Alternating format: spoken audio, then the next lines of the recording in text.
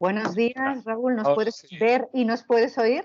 ahora sí, perfectamente. Y disculpar el retraso que entre conexiones, etcétera, pues he acumulado ahora 9 minutos de retraso que espero recuperar rápidamente en la presentación. Encantado de estar aquí con todos vosotros y muchísimas gracias por la invitación. Bueno, Raúl, 30 minutos de cortesía porque me parece prudente que la audiencia sepa que eres una persona estimada de la casa, que nos conocemos de hace muchos años, que llegó tu nombramiento con mucha alegría a la Cámara de Comercio Británico, que estos 9 minutos es lo mínimo que se le puede dar a alguien que sé, porque ayer estaba en una reunión precisamente con la Generalitat y me comentaban que salías de otra videoconferencia, porque vivimos tiempos en los que hay mucha demanda de hablar contigo y además pues las complicaciones del directo y de la tecnología.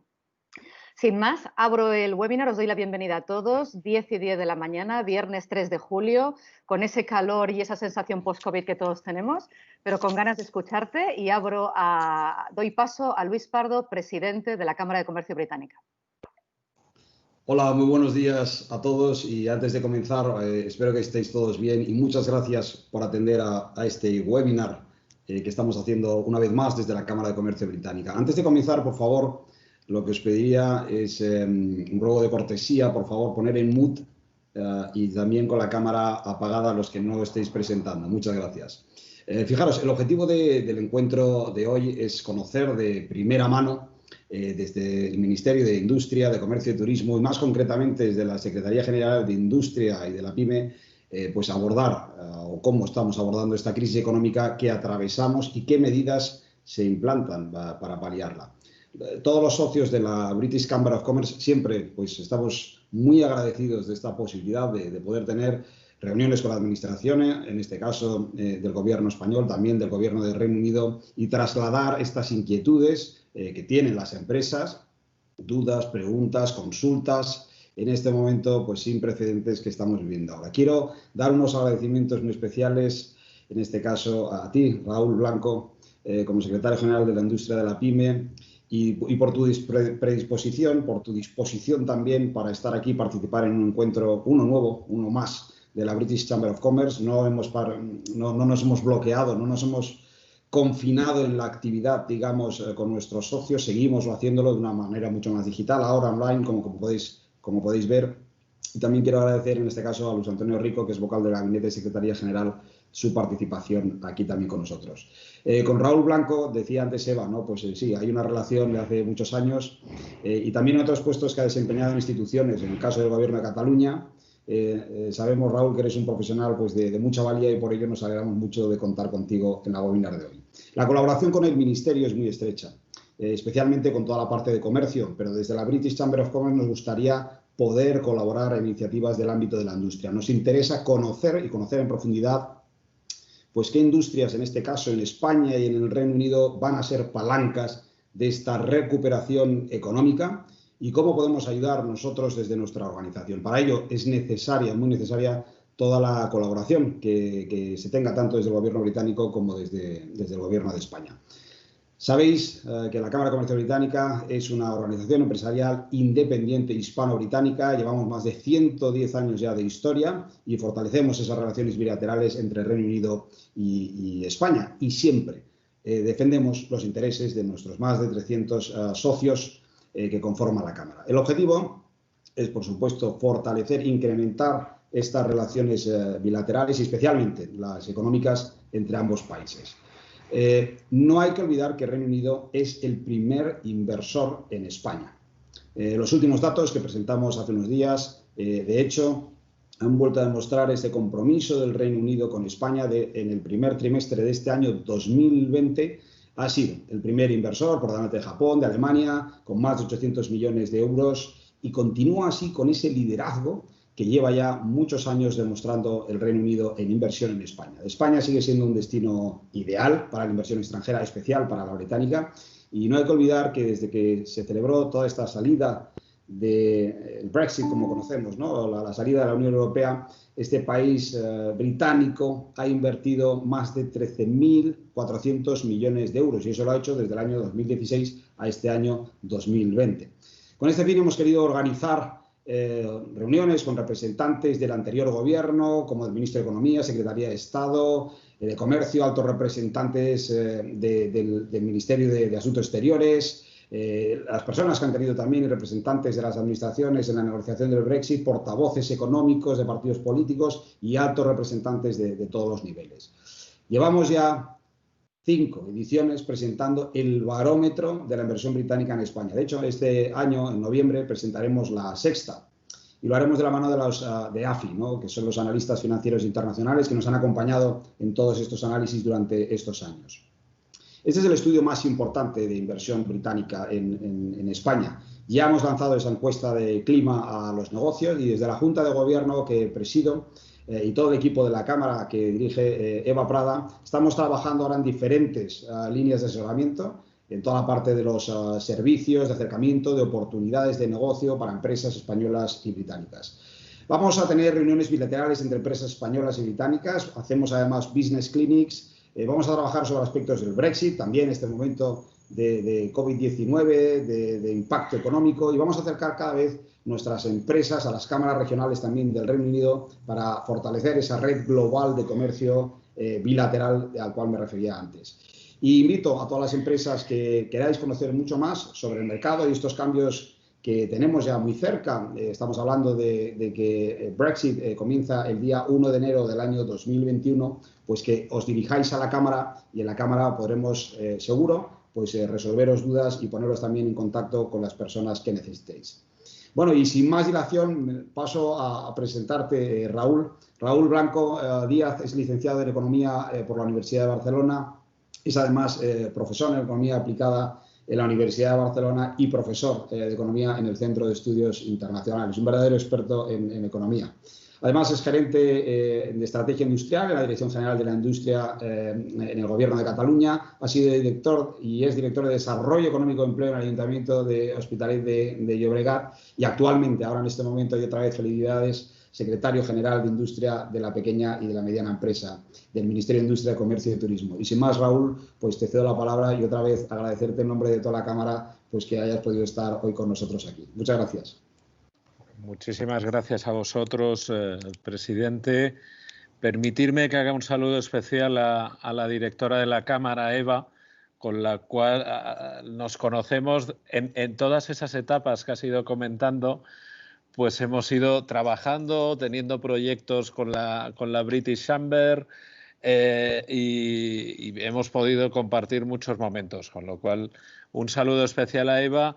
Y en el ámbito industrial también permitirme que salude, que he visto antes a Miguel, que están por aquí también los compañeros industriales, digamos, de Gestam. Me parece está Miguel, Francesc, Mireia. Por lo tanto, ahí está Miguel, un saludo, que hace días que no hablamos, aunque nos vamos también, estamos en contacto continuo, y están también los compañeros del ICEX, con lo cual estoy tranquilo. Si hay cualquier pregunta Brexit, los compañeros del ICEX y de Secretaría de Estado de Comercio pues van a responder rápidamente y por tanto un placer estar con todos vosotros. Yo, si os parece, lo que voy a hacer es una presentación. Ahora creo que se puede subir aquí fácilmente por Teams. Voy a intentar ser breve, 15 minutos máximos, y con eso y después sobre todo poder tener oportunidad de coloquio y de escucharos, que creo que es lo más interesante que podemos hacer. Entonces, aquí un poco situación, es una presentación de situación general en España. Si no, parece ser que hoy el ordenador está un poco... Bueno, yo voy hablando hasta que me deje... A ver si deja compartir pantalla. Aquí. Vale, ahora parece ser que sí. Luis, ¿lo veis bien? Lo vemos muy bien ahora. Vale, perfecto, pues magnífico. Bueno, respecto al impacto del COVID, pues bien, aquí yo creo que tanto Reino Unido como España, las cifras aquí podíamos entrar en detalle. Raúl. Sí. Perdona, Raúl. Fíjate, como lo tenías antes, creo que debes tener doble pantalla. Como lo tenías antes, lo veíamos a pantalla completa y ahora lo vemos en miniatura. en miniatura. Pues espera, porque esto, presentación, ver todas las... Lo tenía en yo lo tengo en, a ver, opciones de presentación, vamos a ver si me deja duplicar. Vamos a ver si me deja conseguir ponerla. La veis ahora en miniatura doble, ¿no? Sí. Bueno, vamos a ver, se ve un poco pequeño, pero yo creo, como son letras grandes, los gráficos, como decía, a ver, voy a intentar cambiarlo, pero si no, no perderemos tiempo, digamos, en ello. Voy a intentar aquí, a ver si me deja hacer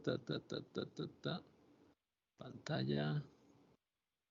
No me deja hacerlo así. Bueno, voy a intentar seguir y mientras tanto voy mirando si puedo ponerlo a pantalla completa. La cuestión es, las cifras, tanto en Reino Unido como en España, pues han sido dramáticas a nivel sanitario. Ya estamos en una situación de mayor control. Sí que eso nos transmite dos mensajes principales durante todos estos meses, pero también en adelante, y son prudencia y humildad. Es decir, todo lo que expliquemos o todo lo que podamos debatir va a estar absolutamente sujeto a la situación sanitaria. Por tanto, de ello vamos a depender, de la responsabilidad de la población en cumplir las normas, de la evolución que tenga la pandemia, especialmente ahora que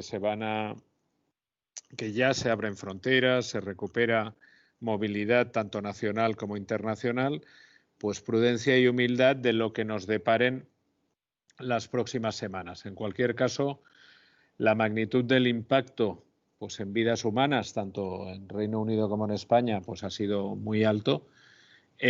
Ahora ya estamos en una situación de control y esperemos que sigamos dentro de esa situación. Las medidas que se han tomado en el caso de España, pues como se ve en este gráfico de la derecha, que lo deben ver ustedes muy pequeño, el punto este, el cuadrado este rojo, pues se ve que el confinamiento y las medidas que se tomaron en España fueron muy drásticas y esas medidas drásticas lógicamente han generado un impacto muy importante y más severo que en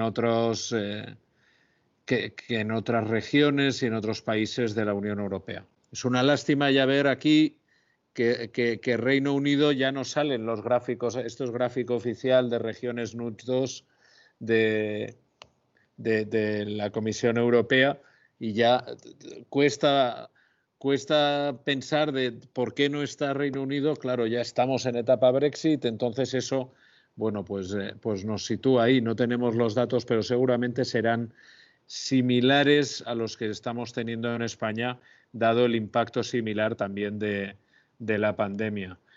Los datos a nivel de PIB, los que ya están confirmados por parte del INE, del Instituto Nacional de Estadística, caída del 5,2% durante el primer trimestre. Esto recoge el mes de marzo. Las cifras de segundo trimestre, lógicamente, van a ser más duras. Durante el primer trimestre, ya en cifras oficiales, ya se recogen caída notable del empleo, una caída menor que en el primer trimestre de 2009, la anterior etapa de crisis. Habrá que ver los datos finales del segundo trimestre de 2020.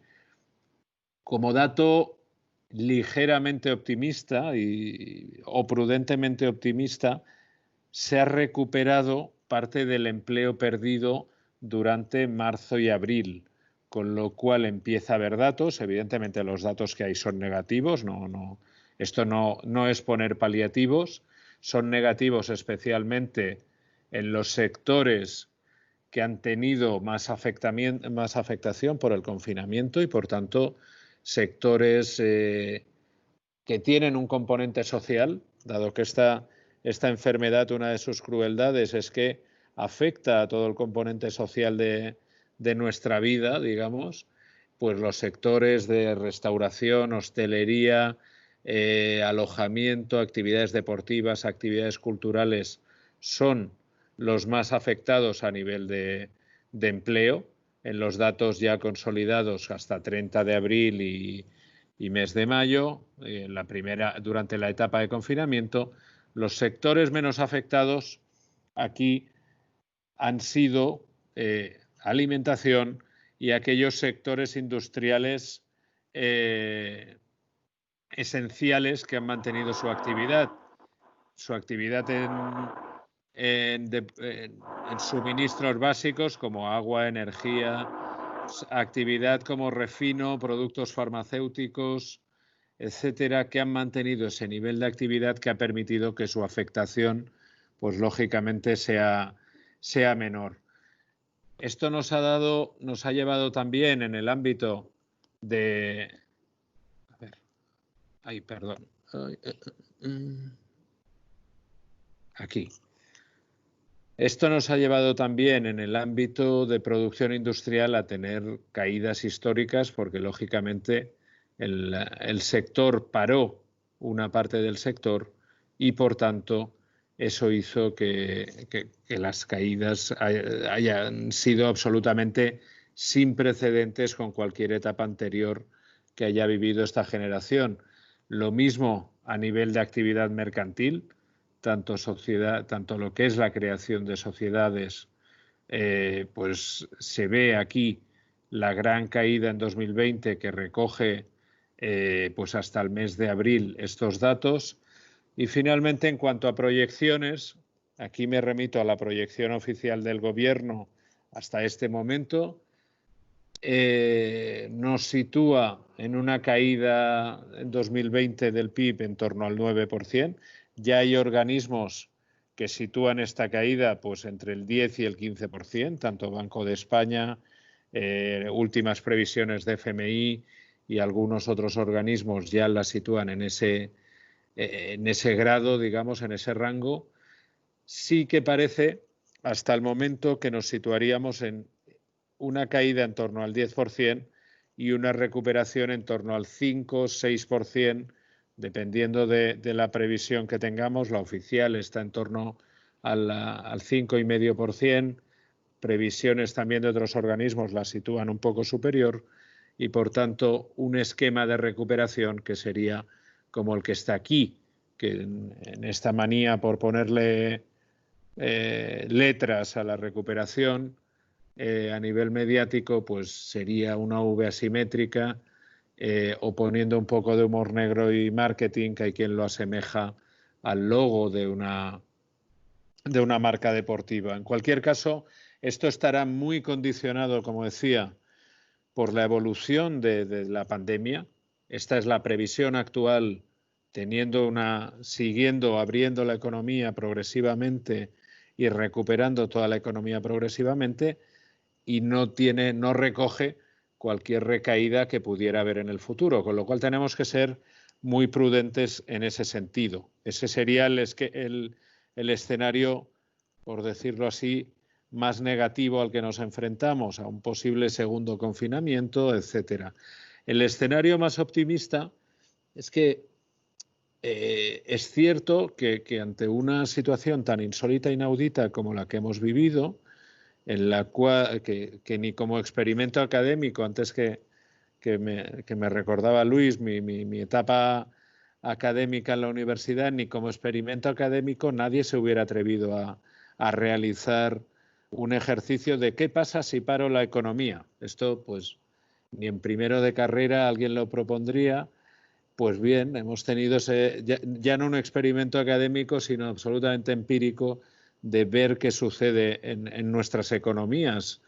Y, por tanto, hay un elemento, pues quizás psicológico, de esta reactivación, igual que entramos en una situación muy grave, no solo a nivel sanitario, sino también a nivel productivo, de parar la economía y todo lo que ello conllevó. Ahora estamos en un rearranque, en una reapertura de la economía, donde obviamente hay sectores que les va a costar más. Todos estos sectores de componente, donde hay una componente social, y por tanto ahí sectores como el turismo, que tienen gran importancia para España, van a tener más dificultades, pero otros sectores como la industria, que ya habían mantenido cierta actividad donde la demanda internacional va manteniendo su ritmo o incluso recuperando, y por tanto esa vocación exportadora de la industria permite que vayan recuperando algo de ritmo. Sectores como la automoción, donde esperemos, ahora me referiré a las medidas, donde nos llegan indicadores de ventas que, pese a ser todavía negativos en los meses de mayo y junio, todavía, o sea, empiezan a dar señales de que se está recuperando demanda, y otros sectores comerciales también van en ese sentido. Con lo cual, dentro de la prudencia sí que hay un componente de optimismo, que si se mantiene la situación sanitaria podríamos ir recuperando quizás un poco más rápido. Para ello hay un elemento absolutamente necesario, y también estoy seguro luego saldrá en el debate, pero es absolutamente necesario que no nos separemos de la senda europea, en este sentido de que la recuperación en España se produzca al mismo momento que en el resto de países europeos.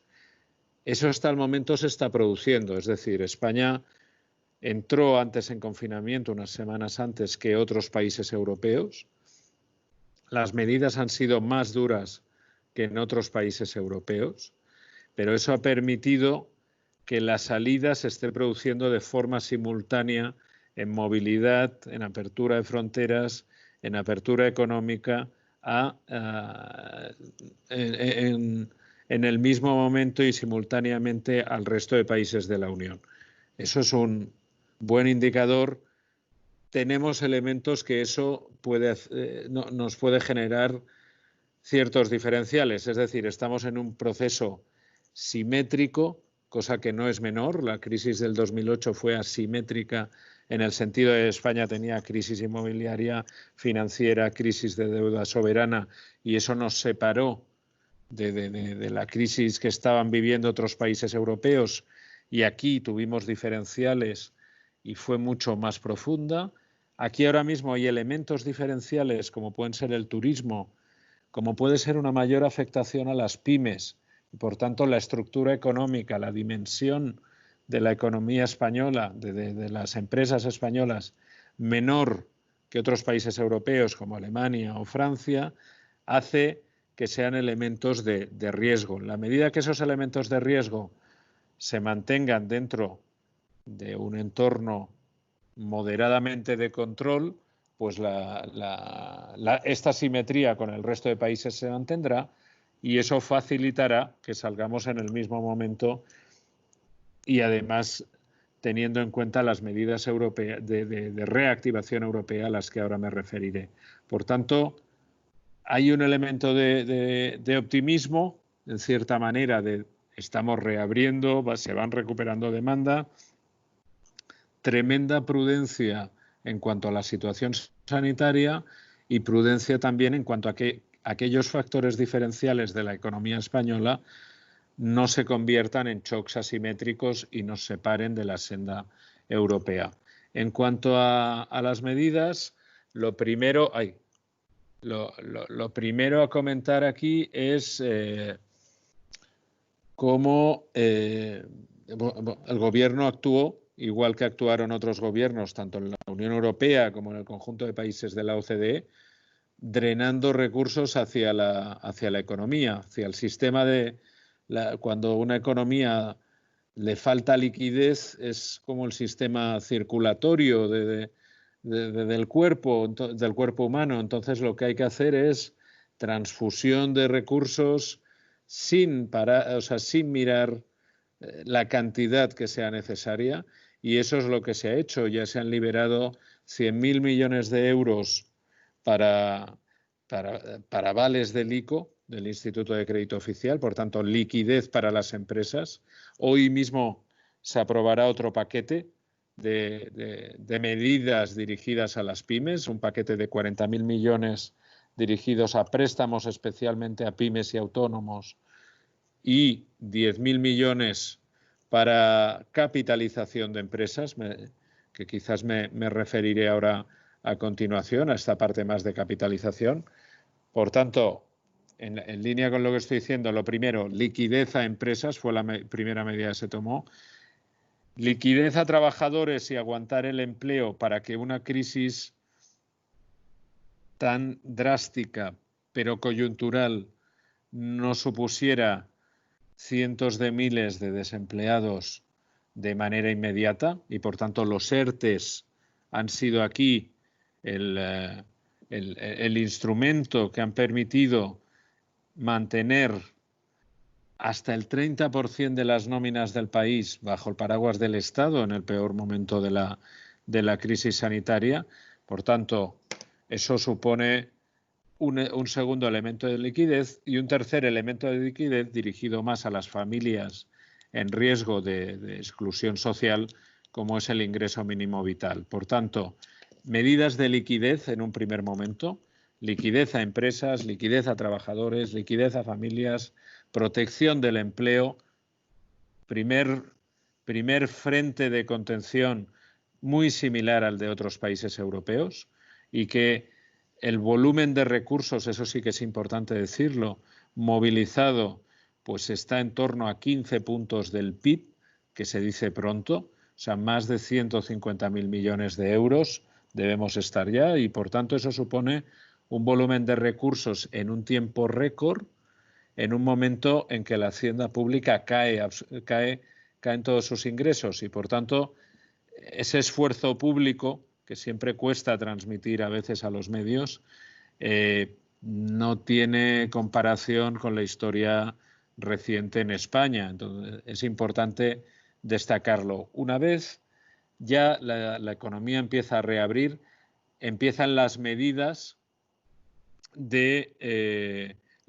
más sectoriales. Una vez ya se han hecho las medidas de liquidez, las cuales, como veis aquí y también conocéis, ha habido medidas de moratoria fiscal, flexibilización de pagos. Dentro de las medidas de liquidez también importante, ha habido los ERTEs y las prestaciones para autónomos. Por primera vez se ha puesto en marcha una prestación para autónomos, con lo cual liquidez a las empresas, pero liquidez también para los autónomos.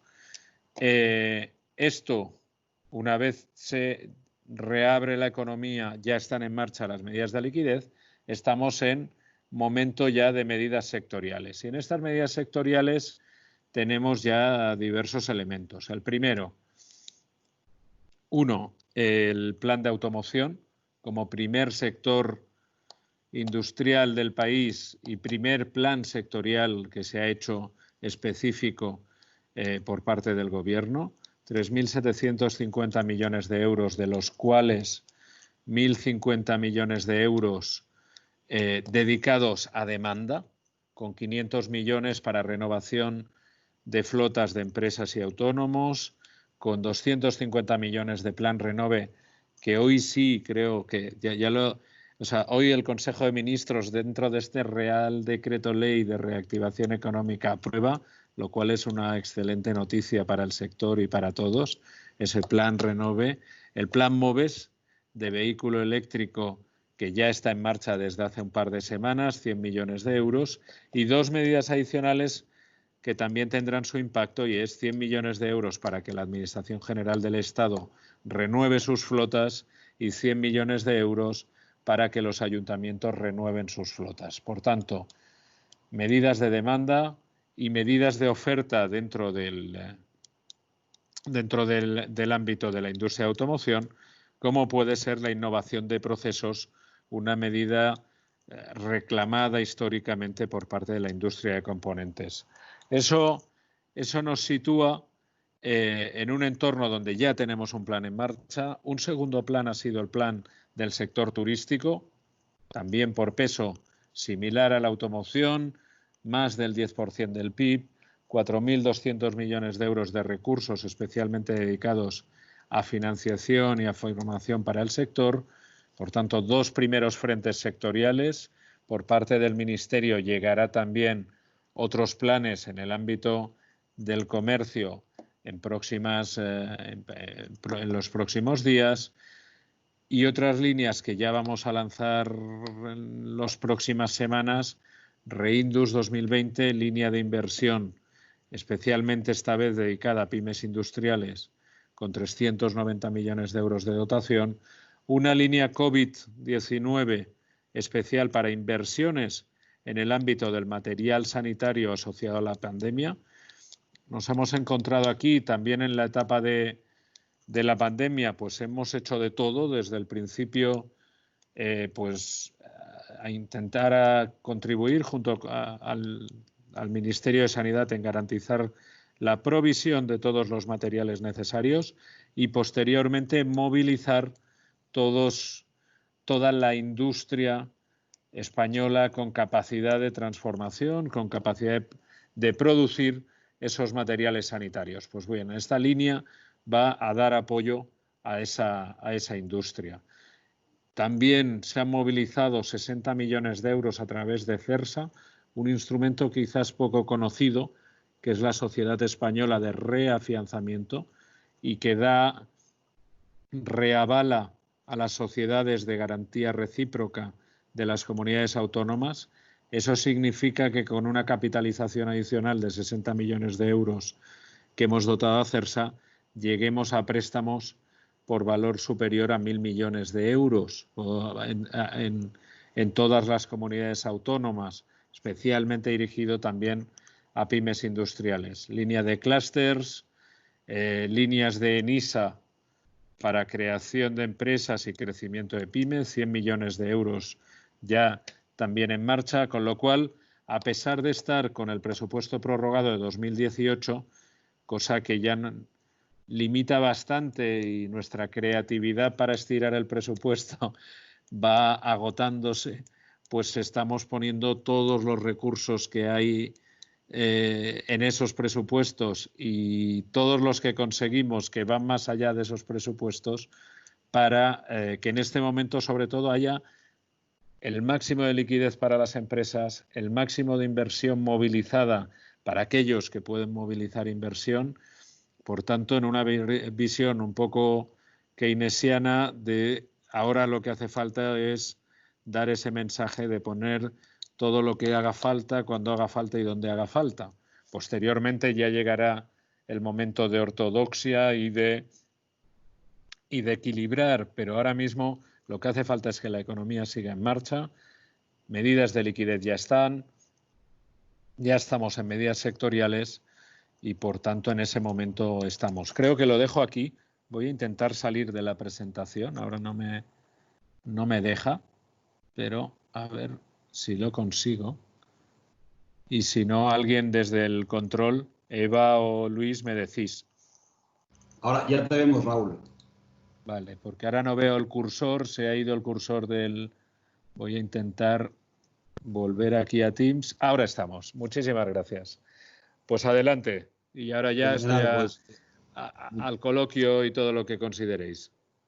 Muchísimas gracias, Raúl, por la presentación. También por habernos mostrado un estatus, digamos, de lo que hemos vivido en los últimos meses con ese impacto económico, pero también un estatus de cómo estamos hoy, sobre todo visión de cómo podemos estar en el futuro, también anticipándonos a algunas de las medidas que parece ser que van a aflorar en los próximos días y que pueden ser importantes para nuestra economía.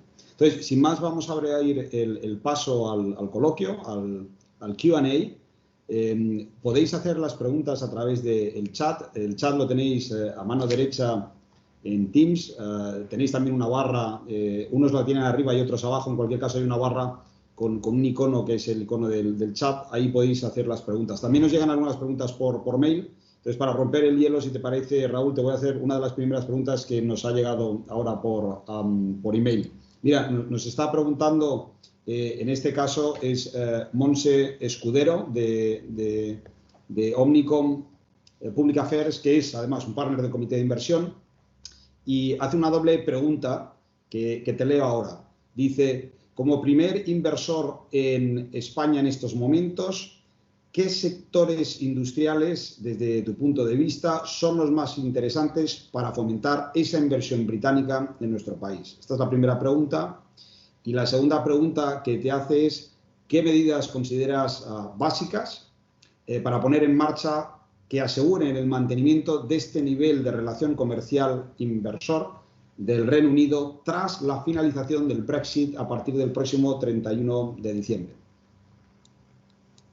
Bueno, pues empezando por la segunda pregunta, quizás, pues espero que el marco de relaciones que se establezca entre la Unión Europea y el Reino Unido propicie esa continuidad de relaciones. No tendría sentido, bueno, en el caso de España y Reino Unido, por no irme más lejos, que ese nivel de relaciones como primer inversor, como socio comercial, el elemento turístico, el elemento residencial. Son muchos los británicos que residen en España y son muchos los españoles que residen en Reino Unido.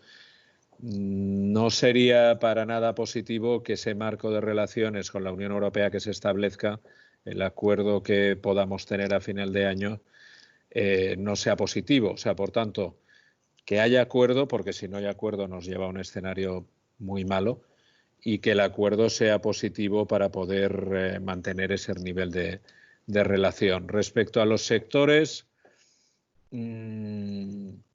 yo voy a defender lo mío, digamos, el sector industrial en España. Creo que el sector industrial en España, y eso es importante destacarlo, ha dado un gran ejemplo. También lo ha hecho en otros países, pero hablando del caso español, el sector industrial, cuando han estado los peores días de esta crisis a nivel sanitario, cuando todo estaba cerrado, y cerrado no significa solo el confinamiento en el país, sino cerradas las fronteras, incluso con Francia y Reino Unido, cuando nada circulaba en el mundo, cuando las cadenas de valor se rompieron.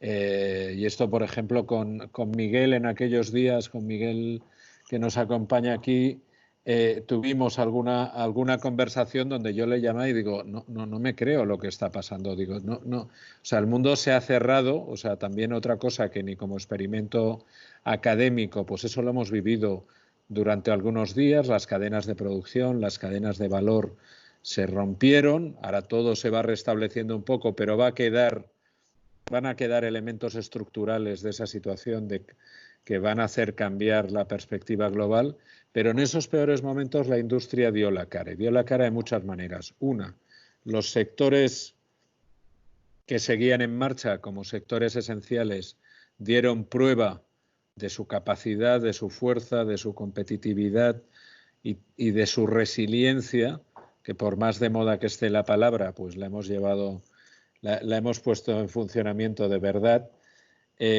Pues la industria española dio esa señal en sectores como el agroalimentario, sectores como el químico, el farmacéutico, sectores como la industria más pesada, como puede ser la siderurgia, la industria de máquina herramienta, por ejemplo.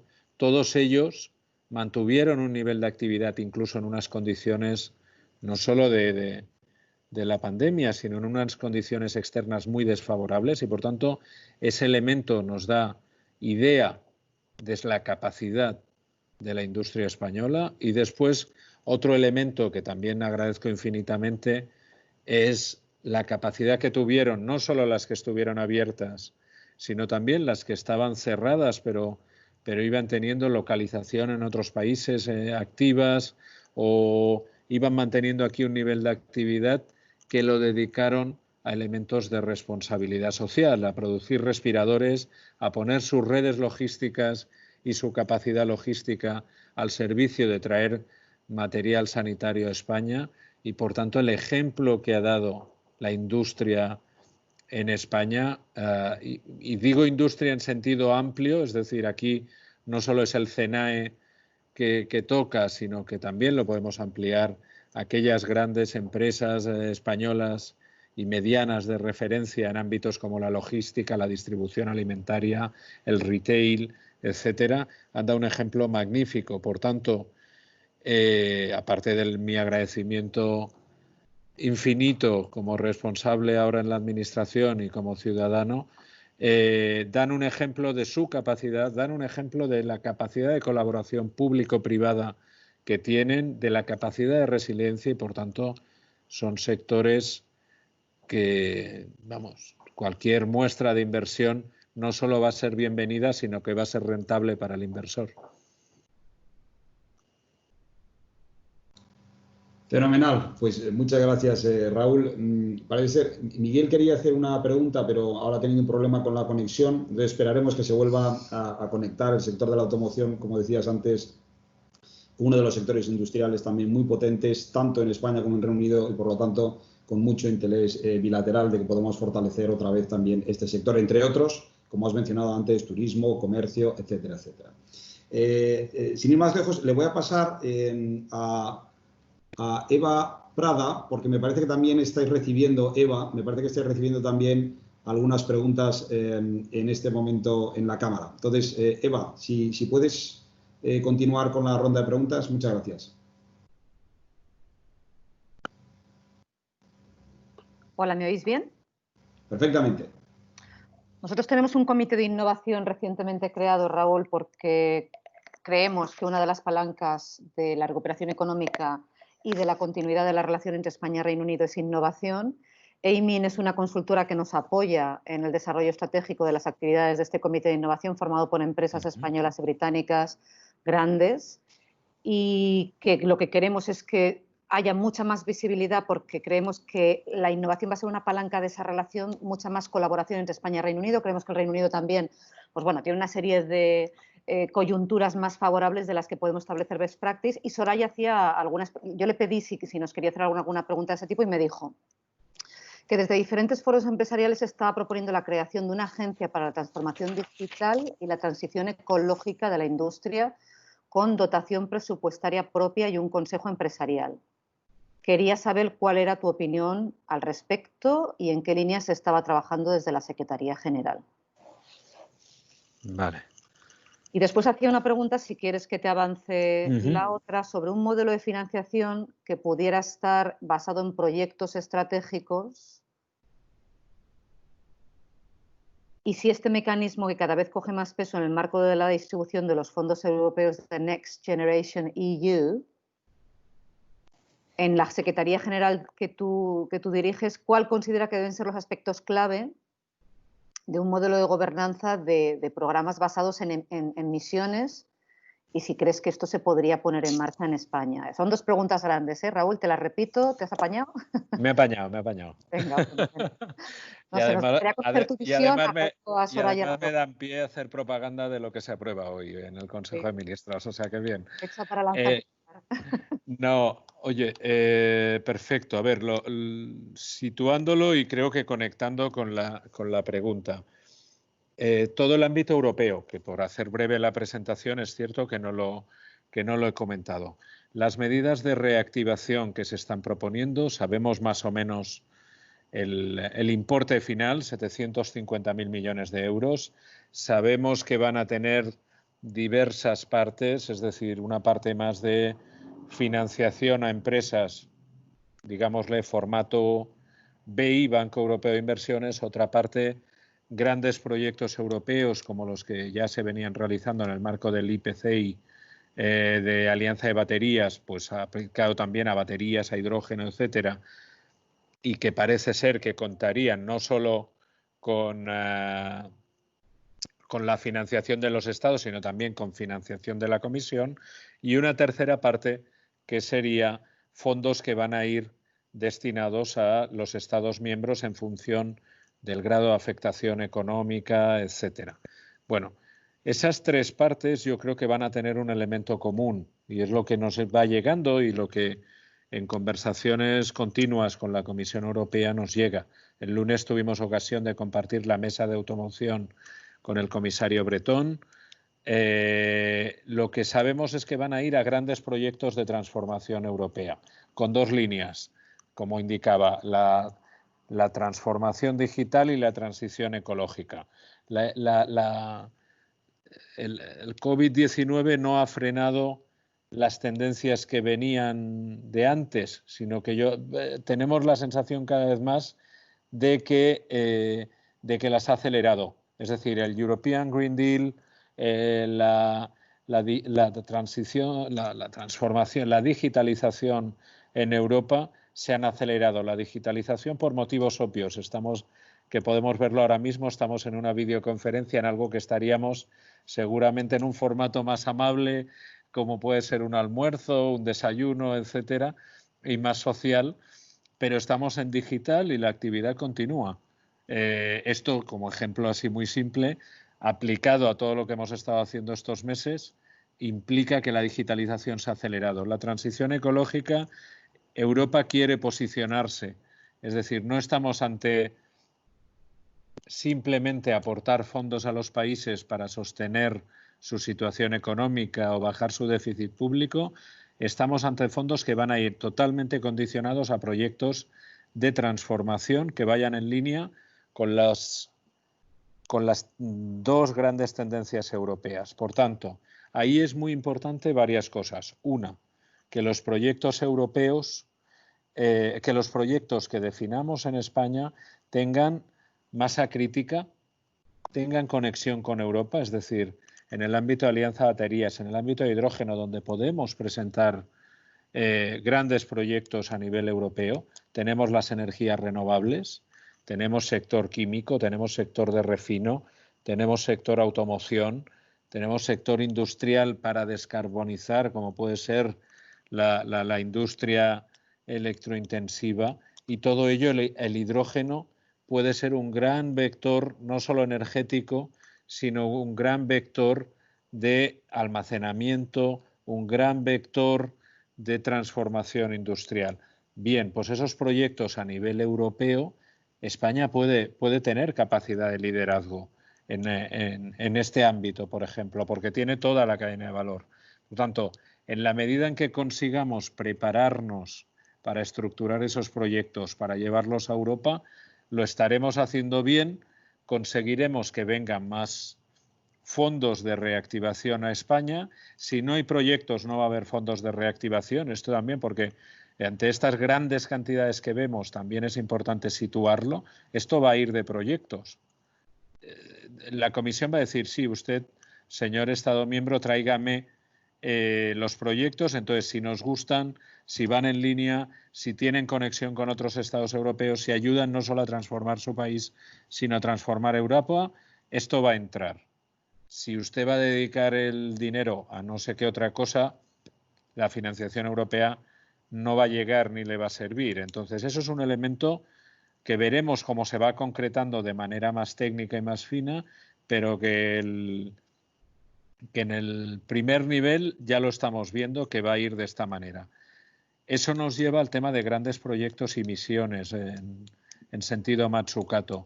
Es absolutamente necesario que podamos plantear grandes proyectos transformadores de país, sea en concepto como baterías, hidrógeno, etcétera, sea más en un vertiente sectorial. Es decir, planteando la movilidad como elemento de transformación no solo del sector automoción, sino de nuestras ciudades, de los modelos de negocio que pueden surgir en ese entorno, planteando la construcción sostenible como elemento no solo de eficiencia energética, sino de transformación industrial, nuevos materiales, planteando otros elementos como puedan ser el agroalimentario, digamos, en entorno de sostenibilidad saludable, etcétera, cómo eso, un sector tan potente como el español, lo orientamos, y eso también nos vincula muchísimo, todos estos elementos, a todos los elementos de estructura territorial. Es decir, la industria al final es una de las que vertebra el territorio. En la medida que seamos capaces de tener grandes proyectos que no solo se centren en las grandes áreas metropolitanas, sino que lleguen y se difuminen por todo el territorio español, vamos a conseguir que esas misiones sean estructuradoras a nivel social, a nivel territorial, y por tanto movilidad, agroalimentario, construcción sostenible y seguramente un ámbito pues más sanitario farmacéutico, de cómo, viendo lo que ha sucedido, estructuramos nuestros servicios de salud y nuestra industria vinculada a la salud. la farmacéutica, y añado un elemento final que podríamos definir como de reserva estratégica, o sea, a todos estos, reserva estratégica no en el sentido de crear un almacén, sino en el sentido de reserva estratégica de capacidades industriales. Hemos visto que los países, cuando la cosa ha ido mal, han dependido de sus propias capacidades industriales. Por tanto, en la medida que seamos capaces, a nivel europeo, pero también a nivel nacional, de determinar esas capacidades industriales en el ámbito sanitario, por ejemplo, está muy claro, esos materiales necesarios, pero ahí, para fabricar mascarillas, por ejemplo, no solo es necesario una empresa de material sanitario, es necesaria parte de la industria textil, es necesario materiales asociados a la petroquímica, etcétera. Por tanto, esa capacidad de garantizar esa reserva estratégica va a ser importante, y Europa también está en esa línea, y eso sería como una soberanía industrial bien aplicada sin entrar en elementos proteccionistas obsoletos. Entonces, todo esto nos lleva a grandes proyectos, grandes misiones. Esto siempre es muy difícil en España, lo tenemos que reconocer, con diferentes niveles de gobierno, siempre es muy difícil estructurar elementos que vayan más allá de la propia realidad competencial de un ministerio o de la propia realidad de unos presupuestos que duran un año en el mejor de los casos, y por tanto debemos cambiar muchas visiones, pero yo no sé si la agencia, que era la pregunta al final, nos va a garantizar eso, pero sí que se tendrá que establecer una gobernanza, sea vía una agencia o sea vía empoderar a un determinado ministerio según el tema que sea, según el tema en cuestión, que tenga gran capacidad de colaboración público-privada. Esto no se hace solo desde la administración, esto se hace con las empresas, como decía, con las grandes empresas españolas, con las empresas de medianas con músculo, muchas de ellas vinculadas a la empresa familiar, y con las multinacionales que están presentes en España, sobre todo aquellas que están más arraigadas en el territorio porque llevan muchos años. Entonces, eso requiere mucha capacidad de colaboración para dotar. Es que al final van a ser 4 o 5 proyectos y que van a tener también un elemento conductor de incremento del empleo. Por eso no nos olvidemos, esto sirve si genera empleo, porque eso nos va a garantizar esa estructuración social. Y acabo con un elemento que es lo que decía de medidas que se aprueban hoy. Dentro del paquete de medidas de financiación a empresas, hoy se aprueba un fondo estratégico para capitalización de empresas. Este es un elemento tremendamente importante. Algunos lo llevamos defendiendo estos meses y la verdad es que estoy muy contento de que esta medida se lleve adelante. 10.000 millones de euros para capitalizar empresas que estuvieran en situación de solvencia antes de la crisis y que ahora tengan alguna dificultad, para no perder esas empresas estratégicas en el país. Y segunda, para que pueda servir también para este tipo de proyectos donde seguro que en algún momento van a necesitar algún tipo de apoyo público. Ese apoyo público a través de incentivos, subvenciones, etcétera, se puede quedar corto y puede tener más sentido que se participe desde el capital. Esto no es defender las nacionalizaciones ni cosas que van saliendo hoy en día, sino que esto es hacer esto es ser un Estado emprendedor, esto es hacer lo que están haciendo Francia y Alemania en muchos de los ejemplos que hemos visto recientemente, y sobre todo hacerlo con un objetivo claro de futuro, de poner las bases de los próximos 20 años. Si lo hacemos bien, o sea, no tenemos, o sea, podemos hacerlo bien, tenemos todas las capacidades. La dificultad, que no es menor, es que esto requiere mucha capacidad de colaboración, mucha capacidad de romper fronteras internas de competencias, presupuestos, etcétera, y eso siempre es difícil en España. Pero vamos, confío en que con el con el arrastre, digamos, y la capacidad europea, esto lo consigamos. Gracias.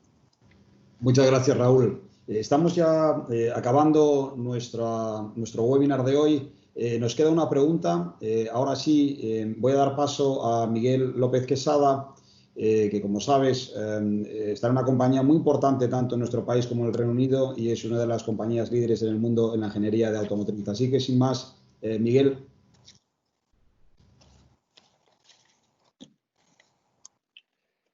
Hola, buenos días. Gracias, Raúl, por tu tiempo. La verdad es que en tu última intervención yo creo que me has quitado 3 de las preguntas, de las 4 que tenía previsto hacer, porque pensaba hablarte de Green Deal y sostenibilidad y digitalización y ya lo has respondido. Pensaba preguntarte también sobre el tamaño de la pyme y con esto de la capitalización estamos hablando ya un poco de eso, aunque también de otros sectores. Te pensaba preguntar también por soberanía industrial y creo que has tocado algo, pero sí me gustaría incluso que te pongas alguna medalla de lo que habéis conseguido hacer en materia de soberanía industrial y lo que se viene por delante. Y al final la que me ha quedado es un poco más la de mi libro, la del sector de automóvil. Tanto Reino Unido como España son 2 grandes productores de automóviles y sobre todo con un componente muy importante de exportación. Entre la desconexión que puede suponer Brexit de ese mercado interior y el proteccionismo creciente que estamos viendo con medidas en Francia o en Alemania de intentar impulsar y defender cierta industria nacional, qué huecos, qué oportunidades y sobre todo qué amenazas le quedan a España y a Reino Unido en esa clave de productor y exportador en materia de automóviles y en general cualquier cosa que tú creas que ese plan de automóvil. Y también me interesa saber un poco la percepción que os estáis encontrando después de la reunión del otro día con el comisario europeo, percepción que os estáis encontrando de cómo se ha visto ese plan de apoyo al automóvil en comparación con otros países europeos y en términos de la Unión Europea. Gracias. Gracias. Pues mira, bueno, muchísimas gracias, Miguel. Encantado de verte, aunque sea en digital. Y empezando por el final, en cuanto a la percepción del plan, desde la Comisión Europea la recepción ha sido muy positiva. En cuanto al sector, vosotros lo sabéis, creo que hemos hecho un trabajo conjunto con las asociaciones del sector que nos ha llevado a este plan. Es el primero, seguramente hay elementos que todavía debemos incluir, etcétera, pero es un buen plan y por tanto estamos contentos y contentos sobre todo de que el sector lo valore bien. Y a nivel de empresas, no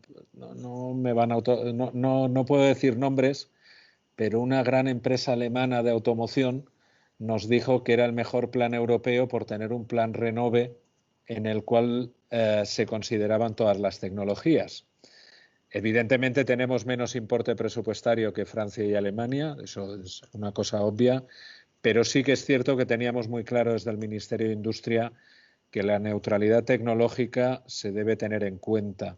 Es decir, necesitamos todas las tecnologías en un momento como el actual. La reducción de emisiones va a venir por renovar el parque, va a venir por ser más eficientes, pero eso lo podemos conseguir con todas las tecnologías y tenemos en España unos vehículos magníficos, mucho más eficientes que los que circulan, que son de hace 15 años, y por tanto debemos promover esa renovación.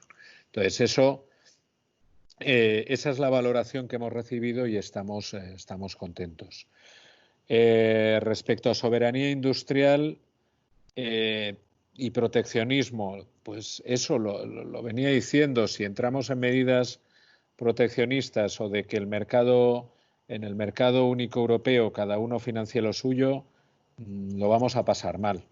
A España le va bien el mercado único, le va bien el mercado interior, compite bien en el mercado interior, en un mercado de 500 millones de personas, en los cuales le va muy bien la política europea y el acceso a fondos europeos en I+D, en innovación, en industria.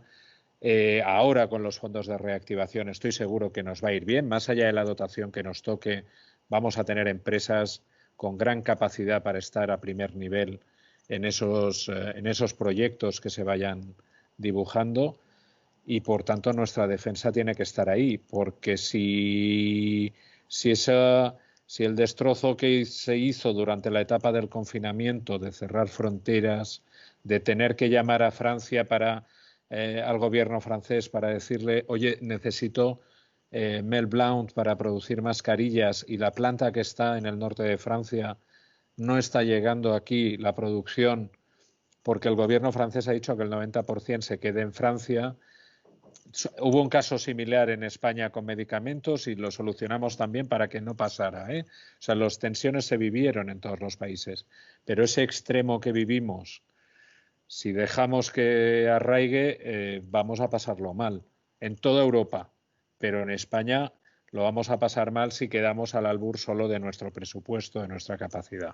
Con lo cual, las noticias europeas son buenas, de que haya un acuerdo franco-alemán, de que haya una visión, ahora se habla de la visión hamiltoniana, del momento Hamilton, de entrar en ese momento de unión fiscal, como se hizo en Estados Unidos al principio de la unión, de entrar en ese momento de ya, bueno, ya, oiga, esto ya no va de una crisis inmobiliaria, sino esto va de algo más profundo, de que es o solucionamos este tema europeo y damos el paso adelante definitivo, o si no, esto ya nos vamos a quedar residuales en el mundo. Creo que esa visión la tenemos, esa visión Alemania y Francia la están teniendo y ese momento de transformación se está viviendo. Incluso esas medidas proteccionistas que están tomando, si uno las lee con letra pequeña, ve que son para posicionarse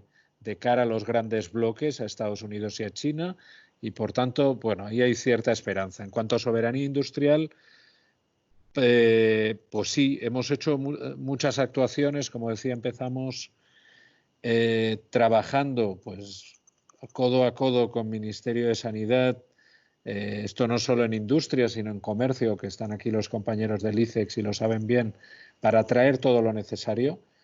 Vivimos momentos dramáticos en esos días porque vimos lo que supuso haber dejado marchar, o que capacidades industriales que marcharon no solo de España, sino de Europa, depender absolutamente del exterior, nos generó momentos muy crudos. Esos momentos, por suerte, se fueron solucionando gracias a la diplomacia española, gracias a las relaciones españolas en el exterior, gracias a empresas como Gestamp, por ejemplo, y ahí vimos que lo que tenemos que empezar a trabajar, ahí lo hicimos de urgencia, de empresas de respiradores, empresas de mascarillas o con capacidad para producir mascarillas se pusieran rápidamente en marcha y pusimos todos los recursos a disposición, y eso significa desde militarizar transportes a utilizar la diplomacia para conseguir piezas estratégicas en respiradores en la otra punta del mundo, a emitir salvoconductos, cosas absolutamente impensables. Eso se realizó esos días, pero yo creo que ahora lo que queda es el POSIT, que decimos en catalán, de hacer esto de una manera continua, inteligente, de hacer esto vale, bueno, pues vamos a estructurarlo. Yo estoy seguro que el trabajo realizado y el que estamos realizando servirá para que en esta pandemia, si seguimos en esta situación, o en el peor de los casos, si hubiera un rebrote mayor en los próximos meses, no vamos a estar como estábamos en el mes de marzo. Es decir, vamos a tener capacidades locales, vamos a tener materiales locales y, por tanto, la situación, sea la que sea, va a ser mejor. Esperemos que no lleguemos ahí, pero va a ser mejor. Y luego la otra, que la comentaba anteriormente, es cómo eso lo hacemos. Sabemos, la amenaza actual es la pandemia, la amenaza futura no sabemos cuál es. Si nos referimos a elementos de la estrategia de seguridad nacional, puede ser una catástrofe climática, puede ser un ataque en el ámbito de ciberseguridad, pueden ser muchas las amenazas que un país vive en este momento de incertidumbre mundial, y por tanto lo que tenemos que hacer es un estudio. Ahora tranquilo no hay nada porque no todo es urgente, ¿no? Pero un estudio de esas capacidades, de ver cómo podemos garantizarlas sin entrar en elementos proteccionistas, pero sí cómo podemos garantizarla en España y con la máxima colaboración europea, evidentemente, para que ante cualquier amenaza tengamos esa capacidad de reacción. Y lo que es seguro, y con esto acabo, y creo que como mensaje final es importante, es que la industria está en el centro de todo ello.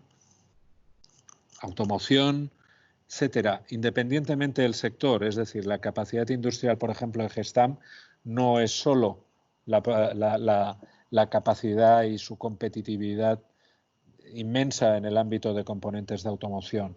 La capacidad que tiene Gestamp es el conocimiento que tiene y que en un momento dado esa capacidad de ingeniería, de producción, etcétera, nos puede ayudar al país y a Europa a, no sabemos qué amenaza vendrá, pero esa capacidad está ahí.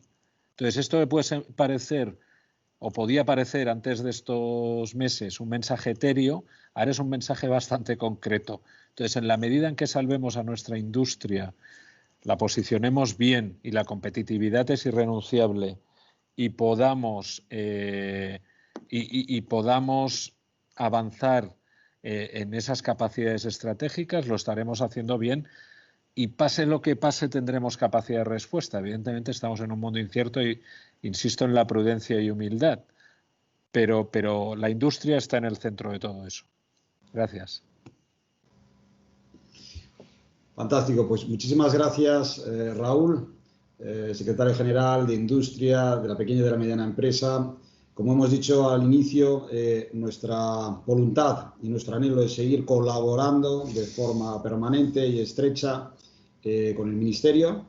Y nada, agradeceros a todos haber estado hoy aquí. Gracias otra vez, Raúl, por habernos dado mucha más visión. Gracias, Miguel. Esta última pregunta que has hecho, por cierto, Miguel, miembro de nuestro Governing Council, y a todos los socios de la Cámara, los que nos estáis apoyando cada día, sobre todo si todavía quedan consultas, preguntas, estamos a vuestra disposición. Y ahora es momento para esa recuperación económica, es momento para la acción y contamos, ¿no?, con el Gobierno de España, con el Gobierno del Reino Unido y fortalecer esas relaciones bilaterales. Siempre nos tendréis a vuestra disposición. La Cámara Británica en España es un puente de puentes entre Reino Unido y España y esperamos así seguir colaborando y entre todos juntos reactivar la economía. Muchas gracias a todos, gracias Raúl otra vez y que tengáis un buen día. Gracias.